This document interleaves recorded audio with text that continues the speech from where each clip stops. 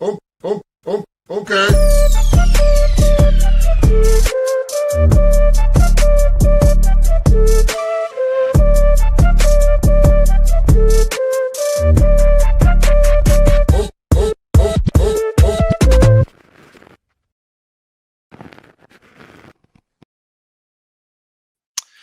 Good afternoon, everybody, and welcome to the Daily Herald here on Badlands Media. Hope you all are having a great Thursday so far.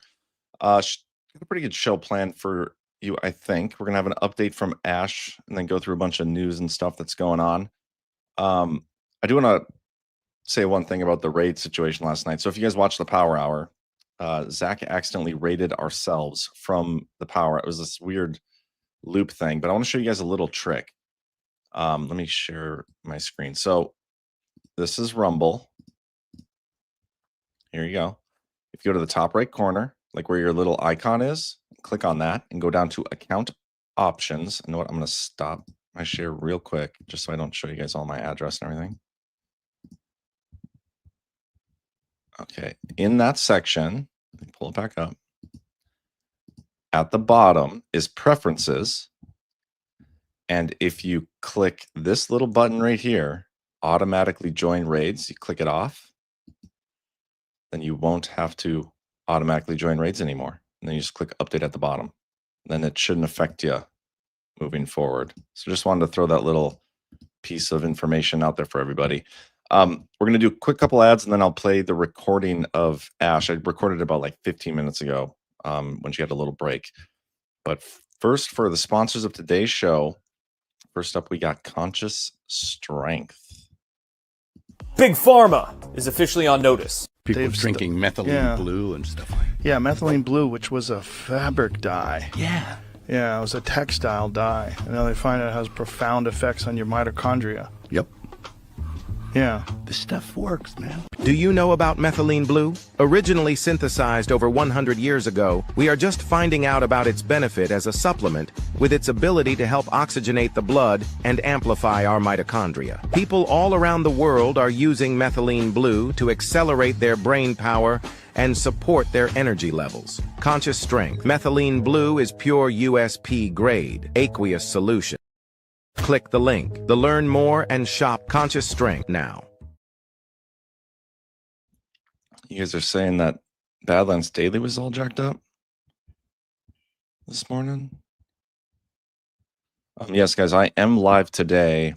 Tomorrow, I will likely not be live. I won't be live tomorrow because I'm going to Washington, D.C. and gonna hopefully get a tour of the Capitol and see all the sites. I've never been there, so pretty excited. We do have one more sponsor to today's show, and that is 1791 Gun Leather. Looking for a Father's Day gift for your 2A dad? How about a top-notch holster from 1791 Gun Leather? For more than 2 centuries, the Second Amendment has protected our rights to keep and bear arms. At 1791 Gun Leather, their love for the Second Amendment goes hand in hand with our passion for the art of gun leather. 1791 Gun Leather holsters mold to just about any handgun and are made using only 100% certified American heavy native steer hide. 4 generations of professional leather artisans into the mastery of both beautiful craftsmanship and functionality are found in each holster. And every 1791 Gun Leather product is a testament to their unwavering commitment to excellence. It comes with a lifetime warranty. Your satisfaction and peace of mind are the top priority. Get Dad what he really wants. Visit badlandsmedia.tv/1791. Use promo code BADLANDS for 10% off. Protect freedoms, firearms, and loved ones with 1791 Gun Leather. That's badlandsmedia.tv/1791, promo code BADLANDS. All right. So, like I said, I recorded a little segment with Ash. I'm going to play that now. Just a quick update from the Lindell trial, which is getting close to its conclusion here. So let's listen to this. It's about, I think, like 8-ish minutes long, and then I'll come back and we'll go through the latest news. All right. Welcome to the Daily Herald, Ash. Getting an update from you on the Lindell trial. What do you got for us? So right now, Professor Halderman is on the stand. He's been asked questions about absolute proof, about the ASOG report was pretty extensive. In fact, when we're done with this interview, I'm going to go finish posting my thread. I only got a couple tweets up before we did this, but the ASOG back and forth about what Halderman and the the Michigan government claim happened in Antrim County versus what ASOG said. That was pretty extensive. In that report, he's talking about Eric Coomer's adjudication patents and how they actually made the system safer and more secure. It is he's a weird cat, Halderman. Halderman, is he? Yeah, he's real, very kind of academic, maybe a little autistic, I don't know, but he's kind of a weird cat. And after they're done, so when Halderman is done, the plaintiffs will rest. That's what they said last night at the end of the day. And then so they'll finish with him. Mike's team will cross-examine him, and then his people will Coomer's attorneys will redirect, and then they'll rest their case. Lindell's team will then bring the remaining evidence that they haven't brought yet, evidence and witnesses. They have an expert as well, Mr. Kent, coming on. And so that will take us into the afternoon for Mike Lindell's defenses. When they're done, then we'll have jury instructions. The judge expects that will take 45 minutes to an hour to read the jury instructions to them. And when that happens, following jury instructions being read to the jury, we have closing arguments. And the judge has said that she won't take us to closing arguments today if we don't get to jury instructions by 1 o'clock. It does not look like we're going to get to jury instructions by 1 o'clock. Wow. Okay. So yesterday, Dennis Montgomery was on the stand, and this might be the first public sighting of that guy ever. What was your thoughts on his testimony yesterday? What were your biggest takeaways? Because he said some interesting stuff about the CIA and hacking elections and, Venezuela, Dominion, all these things. Yeah, I mean, he goes back to 2004, talks about Venezuela, Colombia, Brazil, that he built Hammer and Scorecard for the U.S. government to be able to manipulate foreign elections, that they have done that. He said he was not the one manipulating the elections. He was watching it happen. But he also said he was the only one that knew how to use the system. And so, they asked him, and it was video deposition. They asked him, so were you hacking the election? He's like, no, I was watching it. And they said, but you're the only one that knew how to do it. I think the most generous reading of that testimony is that he sets it up. He's the only one that knows how to set it up. But then from a user interface standpoint, the CIA could go in and use it. But his testimony did seem to contradict itself at multiple points. I laid out what a few of those are in the Badlands News Brief this morning. So folks can go and check that out, badlands.substack.com. In terms of his public sighting, so we all had no idea, what he looked like. We some of us were speculating in back channels that he didn't exist at all. I saw his face yesterday, and there's a 2022 Reuters article, which is also linked in today's Badlands News Brief, that had a picture of him, and I can confirm that the same guy in that article is the guy that testified yesterday. Wow. You said video deposition? You mean he was there via Zoom or something? No, it was recording from his depositions back in 2023. Was 2 days of deposition, so he's wearing different clothes. In the first day, he's wearing a gray N95 mask. In the second, he takes the mask off so you can see his face. So he wasn't actually there in person? No. Interesting. Okay. Well, so, we're a day or essentially away from closing arguments, jury decision. What do you think is going to happen with this trial? What's the sentiment there? I want to withhold what I think the verdict is going to be until I see the jury instructions, because the jury instruction defines the contours of the law in terms of what they have to consider, how they interpret the law. They have to interpret the law the way that the judge tells them to. And we don't know exactly what that is. Now, I talked to Lindell's attorneys yesterday about the jury instructions because there's been a number of meetings about them. And they seem very optimistic that the way that the jury instructions are being crafted is of benefit to Mike Lindell. I haven't seen them yet, so I withhold. But I don't think, I saw a bunch of people on Twitter saying, Mike Lindell is going to lose this handily.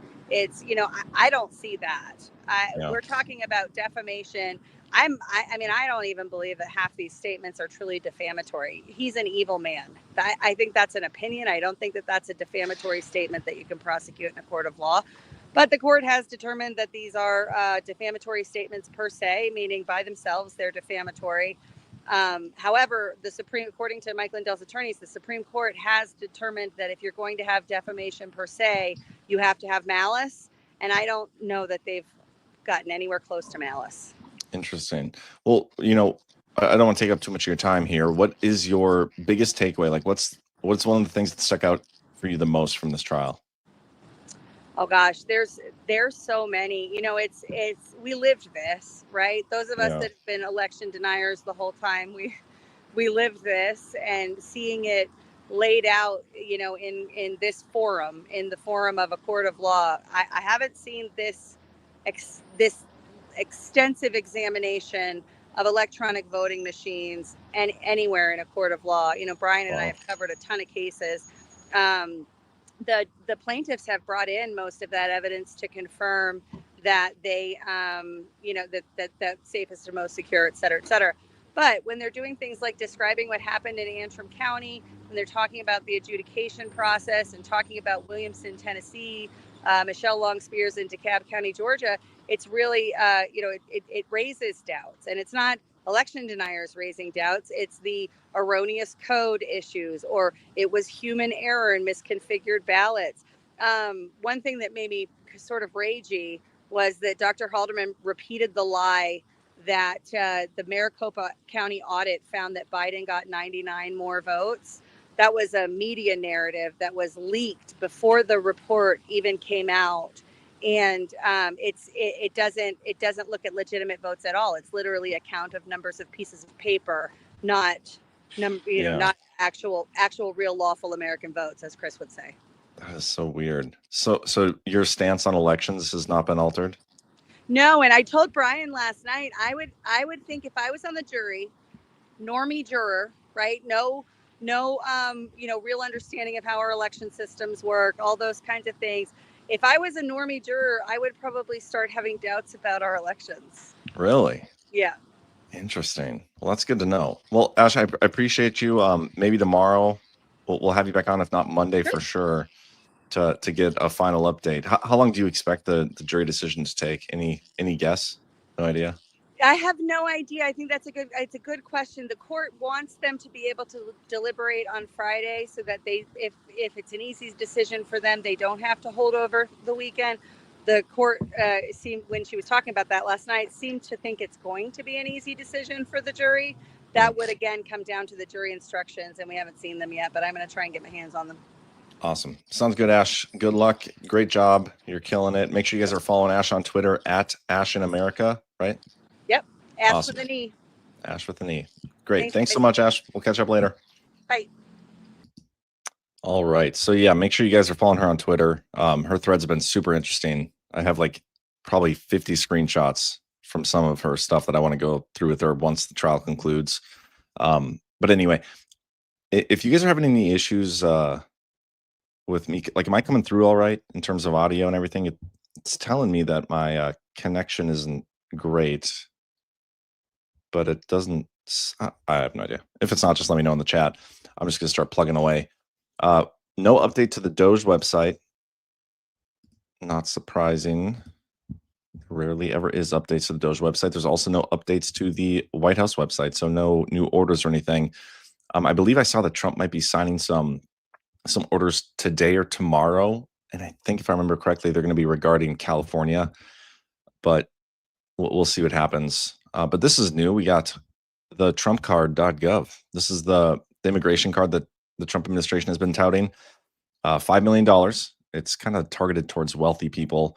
The normal immigration process, the legal immigration process, is a lot of bureaucratic red tape. It takes a while. It's a long process.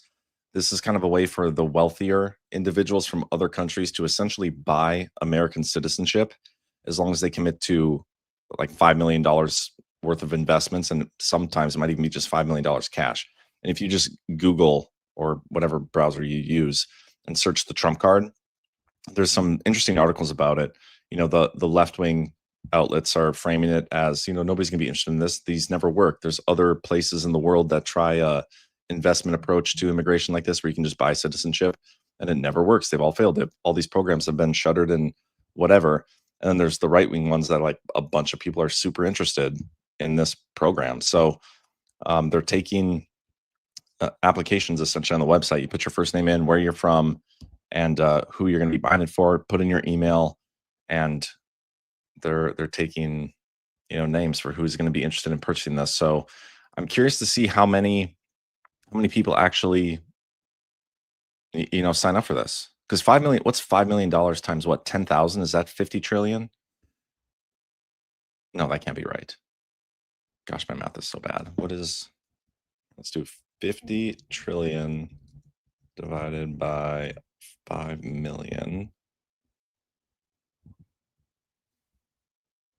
50 trillion divided by 5 million is 10 million. Okay, so that if we get 10 million people to sign up, we can wipe out our debt, which would be cool. And then some. I doubt we're going to get that many people to sign up for this program. Anyway, I saw this video. I haven't actually watched it yet, but I want to play it because it has to do with, if you're wondering why Tim Walz isn't vice president right now, here's reason 1, 2, 3, 4, 5, 4. And I am in the neighboring state, Minnesota, where Tim Walz is governor, and I think he's a total D-bag. And so I kind of want to play this, and it's fairly short, so we're going to watch. A portion of today's testimony, and I'm going to begin with Governor Waltz. Governor Waltz, I thought that. Oh, by the way, so what this is a hearing where Democratic governors are testifying in front of the Oversight Committee on their sanctuary state policies. And so we haven't actually seen any of the testimony from Waltz or any of these people yet. It's happening right now. Maybe your statement referencing ICE as Gestapo was an outlier statement, but now that Mr. Lynch has endorsed it, it appears that it could be some type of Democrat talking point. Governor, do you and other Democrat politicians understand why referencing ICE as Gestapo is offensive? I'm going to explain. The Department of Homeland Security is reporting that ICE agents are now experiencing a 413% rise in assaults. We see numerous videos of rioters obstructing and assaulting federal law enforcement after your remarks, including in Los Angeles. So, Governor, do you think that comments like that and rhetoric like that put ICE officers and other law enforcement in greater danger? Well, thank you for the question, Mr. Chairman. First and foremost, any attack on law enforcement is unacceptable, wherever it's at, whether it's state, local. So you understand, and I've got limited time here. I want to highlight for the governors that real-world impact of the policies that you all continue to defend, even in your opening statements, have on American families. Earlier this year in Governor Pritzker's Illinois, a previously deported. Oh, that was kind of lame. My bad, guys. I thought there was going to be like some stupid comment from Waltz, and he didn't even really get a chance to talk. I'm sure we'll see more. Maybe by the time we're done, depending on how many stories I have, we can go through and see if there's anything good that's come out. Trump has stated, now that the China deal is done, that he's going to be assigning tariffs to nations in the coming weeks. Says deals are on the table, but he's ready to name a number. President Trump says he's ready to assign those tariffs to countries that are unable to reach trade deals with the U.S. by a July deadline.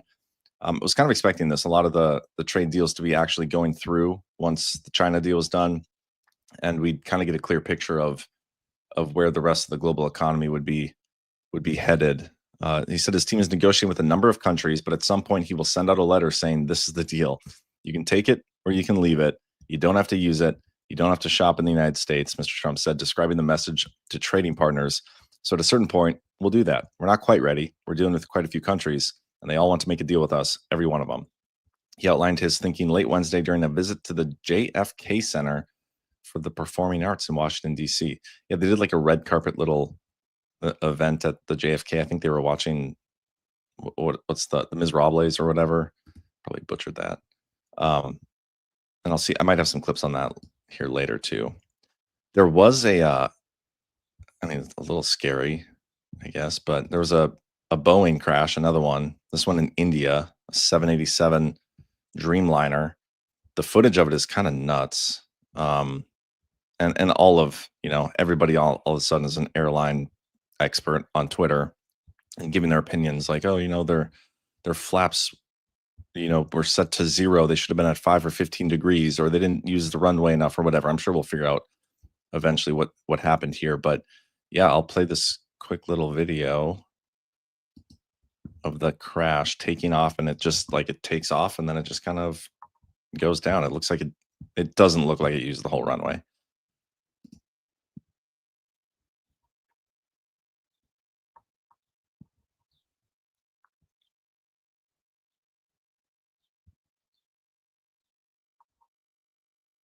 Doesn't even look like it's going that fast.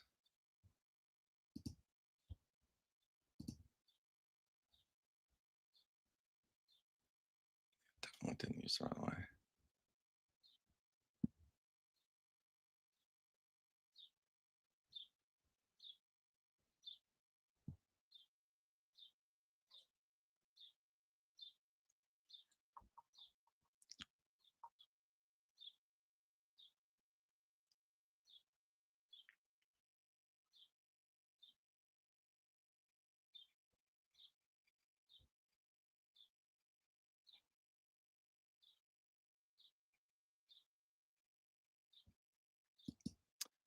Definitely something weird.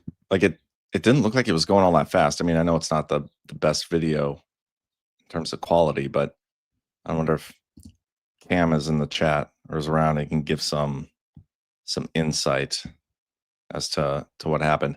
I don't know if it's stalled. I don't know. The whole thing is just weird. But yeah, it was in India. Everybody's saying, oh, you know, who's on the plane? I think there was talk of one survivor. Yeah, like reading some of the comments here. Boeing shares, by the way, just tanked. They were down 7.5% in pre-market trading after it crashed. Notice the pilot only used half the runway for takeoff. That's weird, right? This guy won't speculate, but using half the runway with a full 787 is ridiculous. I have no info about the TO performance and the runway length, but I have questions. This person says about the flaps, like I said earlier. Allegedly, it crashed into it damaged the super specialty resident quarters, BJMC Boys Hostel Mess, and surrounding area. This is where it crashed. This is like an inside video. First visuals emerged showing the exact moment it crashed. Here's another video.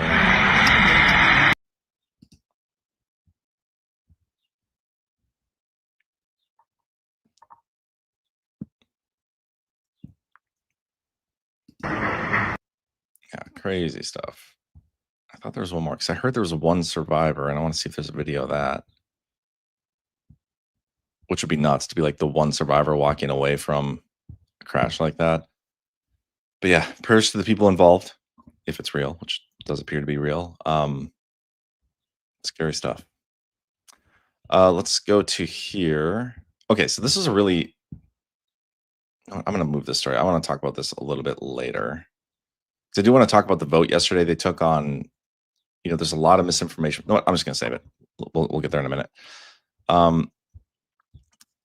This story, picnic or not, Rand Paul reveals the one thing that will secure his vote for the Trump tax bill. Senator Rand Paul continues to be a prominent holdout against President Donald Trump's ambitious Big Beautiful Bill, drawing frustration from the White House over the Kentucky Republican who's reportedly disinvited and then reinvited to the annual White House picnic has indicated he could ultimately support the legislation if a key condition is met, removing the debt ceiling increase from the bill. And you know what? He's getting a lot of flack for this, but I don't want to raise the debt ceiling. You only raise the debt ceiling if you're going to have, you expect the debt to go up. I don't want that. I don't want the bill to pass generally, but I'm not opposed to this. He was interviewing with Charlie Kirk, which, by the way, there's a great thread. I retweeted it yesterday on Charlie Kirk and why he's a total D-bag. Fraud as well. I mean, maybe fraud's a strong word, and that's just my opinion.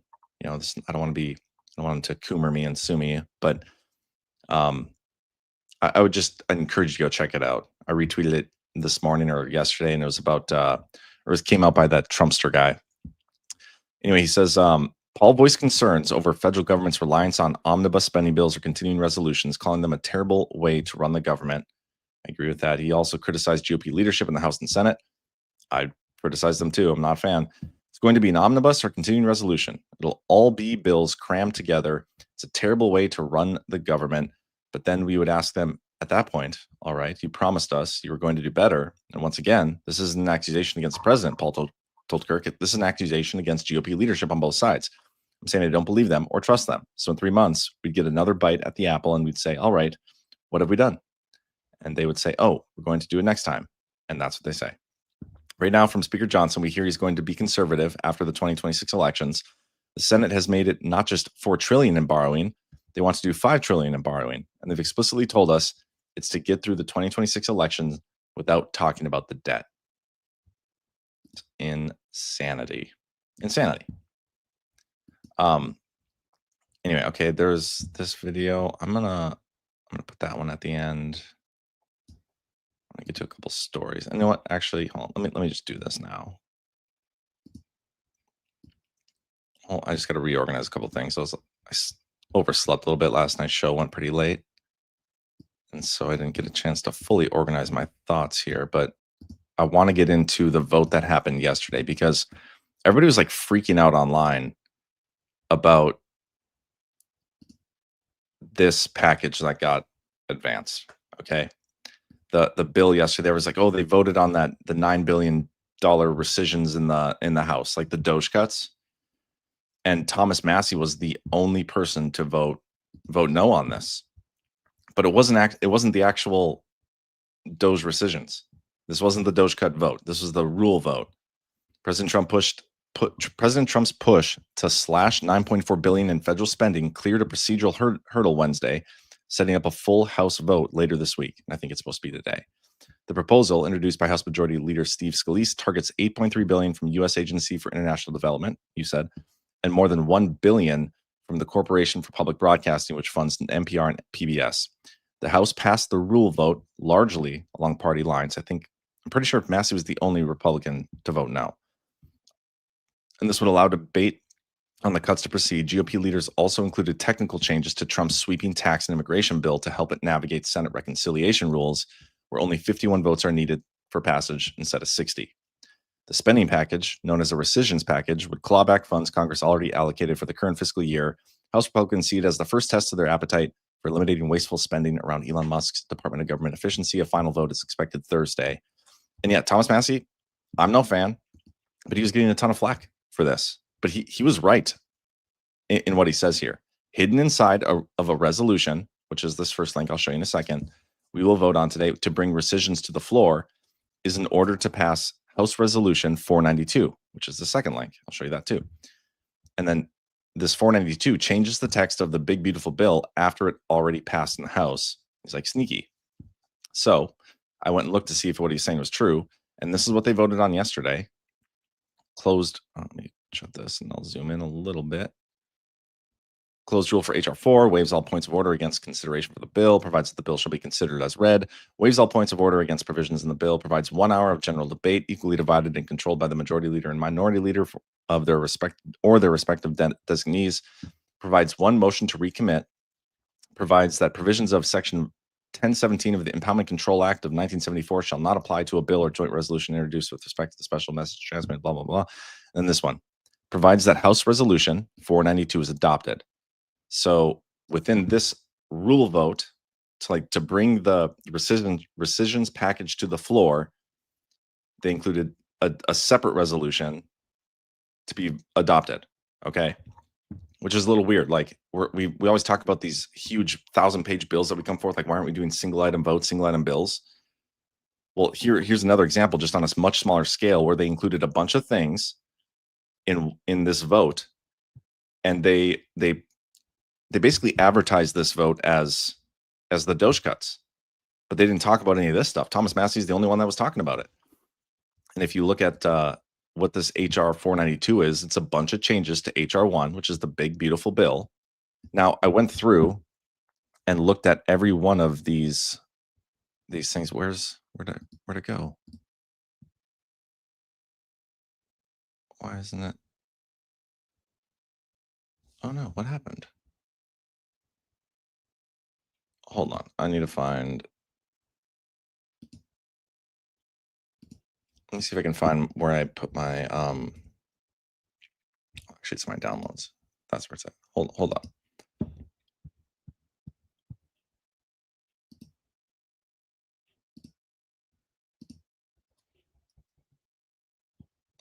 Okay, let me show you an example here. Let me move this to there. Okay, so section 1004A strike. So like they're striking certain things. Let me search over here. Okay, my highlights are still here. So yeah, I went through and highlighted every single change you see proposed in here, I went through each one of these and highlighted like what they're actually doing. And so like they're getting rid of this language and just keeping section. They're getting rid of this whole section here. The big deletions, the ones that I have questions about, and I even responded to Thomas Massey on Twitter. I was like, what specifically, in this House Resolution 492 do you not like? Like what about it is a concern to you? Because I'm curious, if you're going to vote no, if you're voting no just on the principle of them sneaking something in, whatever. But listen, douchebag, you've done that 100 times in Congress. So, like, you voted on bills that have had other parts of the bill. So like standing on principle the one time is when you're the one guy that's going to get all the attention for it. That's cool, but you've done this before yourself. If you guys need me to, I can go back and find proof of him doing so. But the biggest things they did here, and no, actually, there's a couple that are kind of interesting where they talk about intelligence. Like here, there's a couple paragraphs. I'll show you an example. 2009. Back to here, 20009.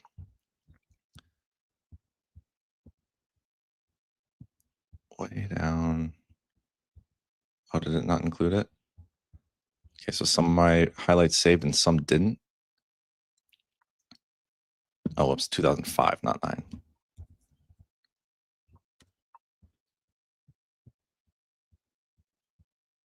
Well, that didn't save either. What the heck? Stupid. I'm normally using Windows, guys, and right now I'm using a Mac. Paragraph 16 of 2009. Okay. It was 2009. I was wrong. Okay, let's scroll down to paragraph 16 or part 16. Like right here, it says 30 million for intelligence, surveillance, and reconnaissance capabilities. The bill itself is getting rid of the intelligence aspect, and it does that a few times. Then it removes a few like full total sections. Nothing really jumped out to me as like of concern. Okay, but I'm curious, like what his concern with it is, because if you're going to be pretending to stand on principle, or if there's an actual issue here, like voice it. But yeah, there's a lot of big social media influencers who are accusing Thomas Massey of voting against the Doge cuts. That's technically not what happened. So those social media influencers are clickbaiting. But I do want to talk about this real quick. Appropriations process in disarray as House moves to slash $9 billion in federal programs. They're expected to vote on the vote today. The legislation drafted by the White House and backed by Republican leadership is likely to pass despite resistance from some GOP moderates and unified Democrat opposition. The vote arrives amid growing uncertainty, and this is the part that I find interesting. Growing uncertainty over the fiscal year 2026 spending process, with little progress in either chamber on the 12 annual appropriations bills. Lawmakers are increasingly resigned to the likelihood of another continuing resolution to keep the government open past September. Again, so we're going to do that whole CR again. This is what Senator Kennedy said. If I were a betting man right now, given the current environment, we will appropriate money by CR for the foreseeable future. So if you have a chance to change from the Appropriations Committee to Finance, you probably have to do it. House Appropriations Committee is expected to complete markup of 4 spending bills by Friday, all written to match the lower spending levels in former President Donald Trump's budget proposal. Package includes tens of billions in cuts to domestic programs, blah, blah, blah, blah, blah, blah. They're, this is an interesting one too. Let's assume we pass the big, beautiful bill. I don't think we know what that does. Does that break things loose or not? There's plenty of people on our side who like a CR, he added. It could easily happen again, but it's bad governance. The so-called big, beautiful bill includes $175 billion for border security, $150 billion for military spending, 2-year increase on the debt ceiling. Trump and his advisors may prefer the flexibility afforded by a CR, because like what they're passing right now is like the budget aspect. They still have to, vote for the money, the spending part of it. So the whole thing is fascinating. At some point, I want to see the government shut down. I do. So we'll see what happens. By the way, thank you for the YouTubers. We're on our other YouTube channel. I just found out that we got this monetized too. So both our YouTube channels are monetized, which is great. You can support us in either one. Tomorrow, our other channel will be back live again. So we'll probably go back to using that one. But it'd be cool if you guys just follow us on both those YouTube channels and hit a thumbs up every now and then, even if you don't watch the full thing. It does help us out as we continue to try to expand our reach and expand our monetization and support Badlands. Anyway, let's go on. There's a bunch of other new stuff I want to get to. I don't want to spend too much time bitching about Thomas Massey. Apologies for the swear jar. Justice Department sues New York over law blocking ICE courthouse arrests. The U.S. Justice Department has filed a suit against New York over its Protect Our Courts Act, which prohibits federal immigration agents from arresting individuals at or near courthouses. The department argues that the law interferes with federal authority and shields dangerous aliens from lawful detention, warning it imposes criminal penalties on federal officials attempting to enforce immigration laws.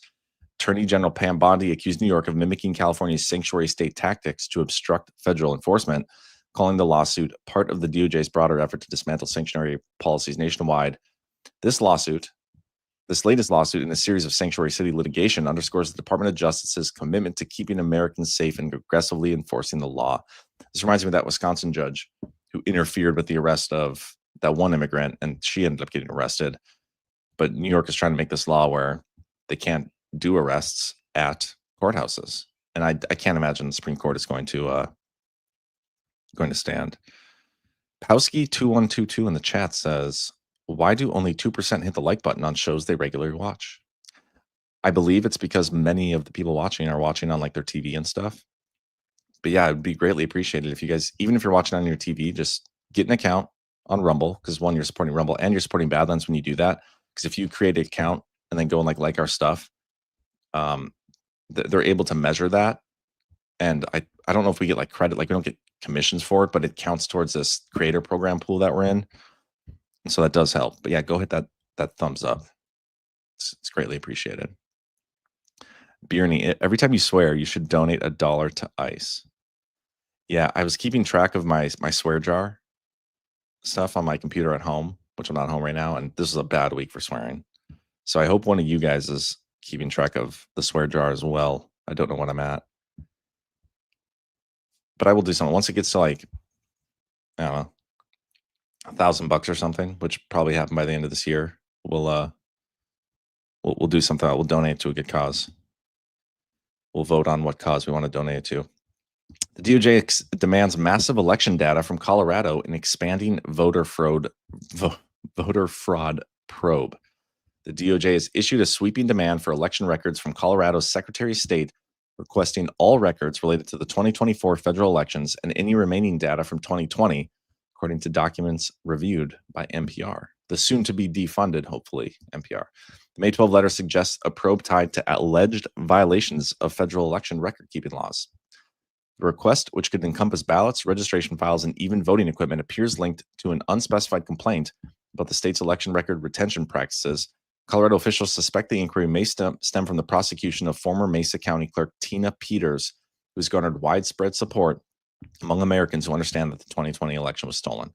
The letter was signed by Harmeet Dillon, newly appointed head of the DOJ Civil Rights Division. Under her leadership, the voting section has shifted from Biden-era lawsuits to prioritizing voter fraud investigations and implementing President Trump's March 25 executive order, which calls for federal agencies to review state voter rolls.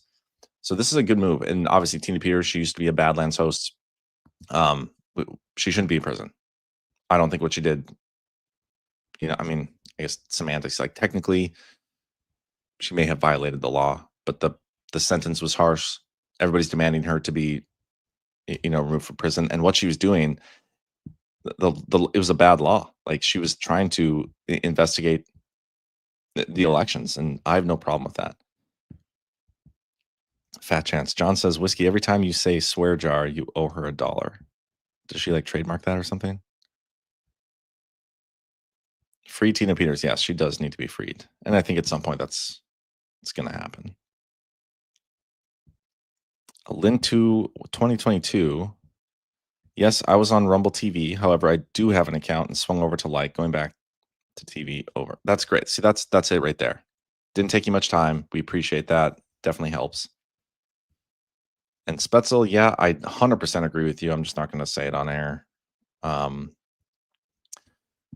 go to this. Trump orders partial drawdown in Middle East, citing Iran threat and regional instability. We didn't really get a chance to talk about this much last night. Last night's episode was a really good one on Power Hour. I thought I enjoyed the conversation. Talking about the LA stuff and the narrative stuff. We briefly touched on some of the Middle East, Israel, Iran, but we didn't spend much time on it, even though we planned to. But yeah, there's some interesting narratives being deployed over here. President Trump confirmed Wednesday that the U.S. personnel are being moved out of the Middle East, warning reporters that it could be a dangerous place and reiterating that Iran would not be allowed to obtain a nuclear weapon. The remarks followed reports that the U.S. is preparing a partial evacuation of its embassy in Iraq, has authorized the voluntary departure of military dependents from key locations across the region. 4 U.S. and 2 Iraqi sources told Reuters that heightened security concerns had prompted the move. Reuters also reports that U.S. intelligence suggests Israel is preparing potential military action against Iran's nuclear facilities, which they've been basically doing and wanting to do for a while. Trump told BB in the call yesterday that, hey, man, don't do that. Stop this war in Gaza also. We're on the verge of, peace negotiations, we're told, with Iran. But those have kind of stalled. We haven't really had an answer. So I don't know what's going to happen, but we'll see. Talks between the U.S. and Iran are set to resume in the coming days, with Tehran expected to respond to Washington's most recent proposal, which they've been expected to respond to for like a week and a half now. But I don't know, guys. We'll see. But also, like, if you think sovereign alliance stuff and regions of responsibility, the Middle East, essentially will be protected by Saudi Arabia and the other countries there. We should need our troops there anyway. So a drawdown at some point would be expected. Maybe they're just getting ahead of it. I don't know. It's probably a Ghost topic, which tomorrow will be his show. Geopolitics with Ghost, so you guys can get the full update on the situation then. House GOP targets 200 NGOs over billions in migrant resettlement funds. I do like this. House Republicans are demanding records from 215 NGOs, non-governmental organizations, that received billions in taxpayer funds under Joe Biden, including one group linked to recent anti-ICE riots in Los Angeles. This is a great start, going after NGOs that help with immigration stuff, but I'm still of the mind. I have the mindset that tax dollars, period, like no tax dollars, period, should be going to NGOs at all. If people wanted to donate to a charity, they would do it themselves. If I wanted to give my money to a 501c3 that I believed in their mission, I would do that myself. I don't need the government deciding for me which 501c3s deserve my support or deserve support, especially with all the money laundering. And, you look at USAID and only 30% of, or it was less than that. I think it was like 12% or 13% of the funds were actually going towards the cause that they advertised they were going towards. So obviously the money is not being used. This is part of the Doge cuts. If they cut it all, government funds going to 501c3s, they would cut like $300 some billion in wasteful spending, which, by the way, is more than Doge has found so far, which is 180 billion. Bravest John, what do you predict for this weekend? Well, here first, Sergeant Sparky says, John, are you sticking around DC this weekend for the parade? No, I'm not. I'm making it home in time for Father's Day. By the way, I was going to go to that Badlands meetup in Minnesota on Saturday. It's going to be at 4 p.m. at Quinny's Pub. I posted about it on social media. I would encourage you guys to go find that. I'll repost it again today. But yeah, I want to make it home for Father's Day, so I'm not sticking around. But I don't know what to expect this weekend. I mean, there's going to be protests all over. I'm sure the National Guard will be called in a few places. I think the parade will be fun to watch. It'll be cool. I think we're going to get some good visuals. But a lot of people are looking at this as like, yeah, it's go time. This is whatever that even means. Like they're going to come out and like disclose something's been Q is real or devolution's been going on. I don't believe that's going to happen. I think it's just going to be a cool parade. I mean, it's the anniversary of the founding of the Continental Army. It's really cool. Really cool. And then next year is the big birthday celebration. Yeah, I have no big hopes either, Bravest. Texas Cat 17, no grants unless all get one. No debt forgiveness unless all debt for everyone is forgiven. That's kind of I like that mindset. If we're going to be giving tax dollars to a certain 501c3, then every single 501c3 should get one. Ramon 2222, Saturday will be historic. I do agree it will be historic, but I don't think it's going to be the big reveal or something that everybody thinks it's going to be. That's kind of where I'm at with it. Let's talk about this. Danish lawmakers approve U.S. military bases amid Trump push for Greenland. Denmark's parliament voted Wednesday to allow U.S. military bases on Danish soil, marking a significant shift in its defense posture. The move comes as President Trump seeks to gain U.S. control over Greenland, something he framed as essential not just for America, but for the free world, citing Arctic military positioning and rare earth mineral resources. The bill, which builds on a 2023 agreement under the Biden administration granting U.S. forces access to Danish air bases, passed with 94 votes in favor and 11 against. Critics warn that the expanded arrangement surrenders Danish sovereignty to Washington. The legislation now heads to King Frederick X for final approval. Like, okay, it's in Greenland, or is it on Danish soil, or is it in Greenland?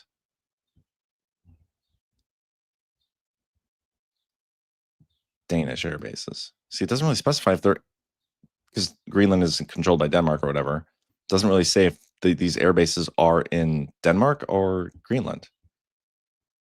Now I'm confused. I'll have to dig further into that. Anyway, got a couple of videos I want to play now. Oh, here's that one survivor, by the way, the plane crash, allegedly. And before I get to the videos, I just want to talk a couple more stories, actually. There's a story from CNN with like just an update of all the Supreme Court cases we're waiting for rulings on still from this term. And so I'm just going to read these real quick. The age verification on porn sites. Could just go to the porn sites altogether. Birthright citizenship, FCC power to tax, gender affirming care, Obama health coverage, opt out of LGBTQ plus books, redistricting and voting rights. All those are like pretty big, like going against a lot of the woke agenda in a lot of those. So curious to see what actually gets put forth. Here was Trump yesterday on the red carpet at the Kennedy Center. End the deadline for trade talks with these countries? I would, but I don't think we're going to have that necessity.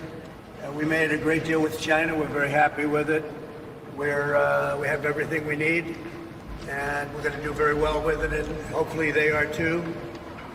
That was a very big one. As you know, we did with the UK, and I tell you what, we're rocking in terms of deals. Now, at a certain point, we're just going to send letters out, and I think you understand that, saying this is the deal.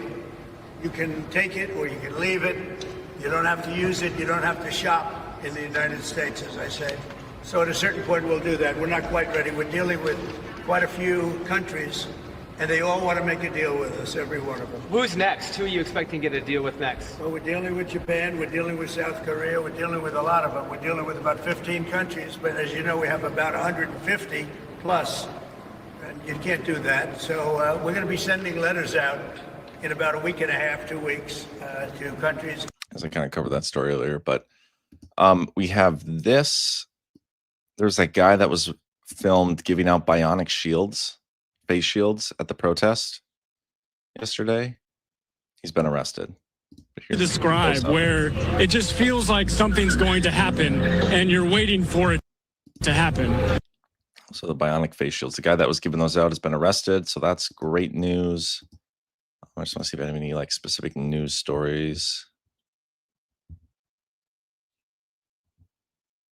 Hold for processing. Okay, I don't think I do. So I just have a couple of videos, kind of more liberal meltdown type videos. I'm just going to go through a couple of these. First up, we got this guy, Democrat Representative David Lynch. Thuggery. Trump is a wannabe gangster, and he's showing the world what he's about.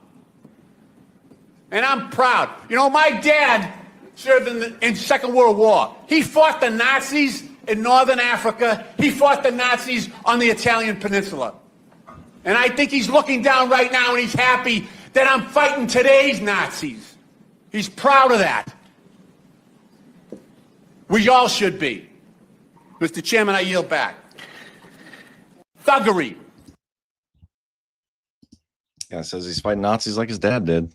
Crazy. Got this video. This is Brandon Gill. I like Brandon Gill. He's new. You know, I don't like any politician, but this is a pretty good line of questioning. Do you think men should be allowed in women's restrooms?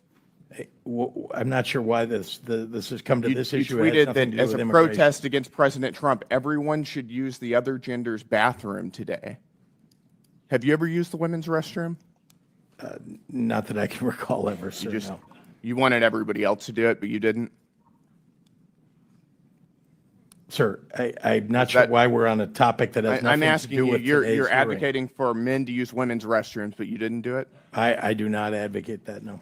Well, actually, you did. You said everyone should use the other gender's bathroom today. I can tell you that you are regret politicizing saying this in a way that what we ought to be focusing on is Do you the regret failure of the federal encouraging men to government use women's restrooms? and the Congress to deal with immigration reform. Do you regret encouraging men to use women's restrooms? Again, you're taking us on topics that have Did you ever nothing to consider do that with women don't the want you subject in their, that you in their invited us here bathrooms? for? Do you think men Yeah, totally got him there. That was good. I got this from Sarah McBride.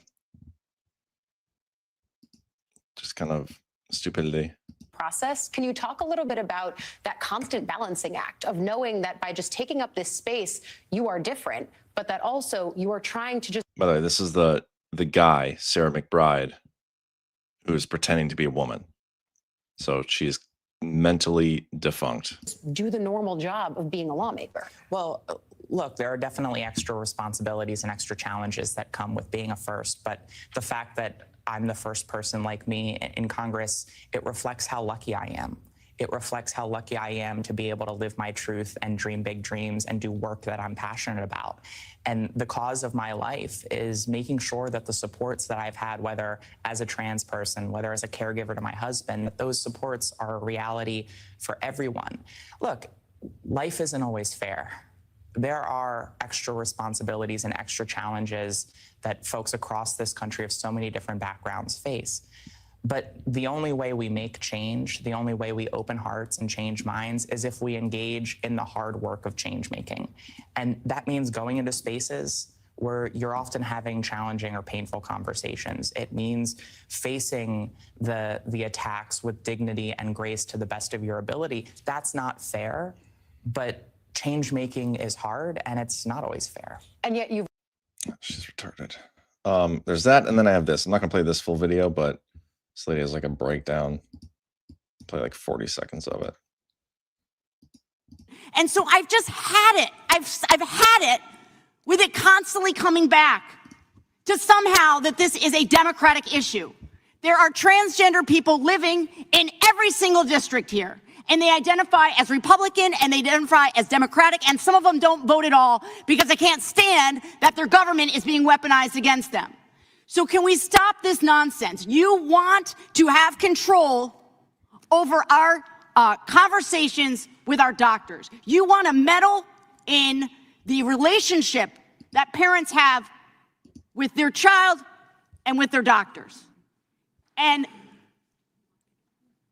it is so difficult week after week after week for you to continue to attack such a small minority of people in this country. I don't get why she's yelling. Lady, this is a Wendys. Okay, I think that's all I got for today. I'll just double check. Yeah, I mean, go through Stephen Miller's Twitter timeline sometime, and all the times he uses the language of insurrectionism, insurrectionist, whatever. I love it. We talked about that rhetoric last night too on the Power Hour, so I again encourage you guys to watch. But yeah, so again, tomorrow's show is going to be pre-recorded. Just a heads up, because I'm going to be going to the Capitol. I'll try to get some videos and some pictures and stuff, and we'll post those or show them on a show next week or something. But here we got a couple rants. Q with Swords, or maybe it's just one rant. Q with Swords says, I think parade will be cover. Look over here while we do major shit over there. That doesn't count as swear jar if I'm reading somebody's rant, by the way. But yeah, it could be, maybe. But does Trump need cover for something? Like what kind of stuff would they be doing that they need cover for? I don't know. But yeah, we'll see what happens. See what happens. I'm excited to go check out the Capitol tomorrow. I'm also excited to see what happens on Saturday, although I'll be on my way home. But I hope you guys all have a great rest of your Thursday. Make sure you stick around Badlands. Got all sorts of content going on. Hit that thumbs up. Give it a share. And we will see you next time. We'll see you. 0.